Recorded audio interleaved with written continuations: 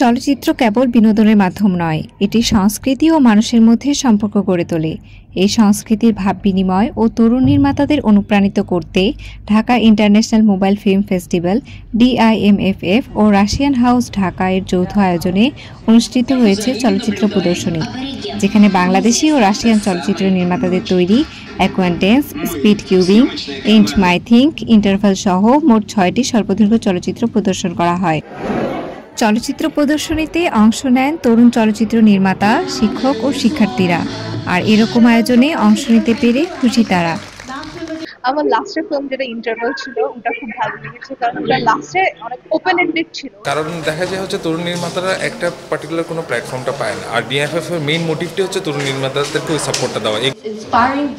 এদিকে আয়োজকরা জানান, এমন আয়োজনে দুই দেশের সংস্কৃতির বন্ধন জোরদার হবে, একই সাথে তরুণ নির্মাতাদের চলচ্চিত্র তৈরিতে আরও উৎসাহিত করবে।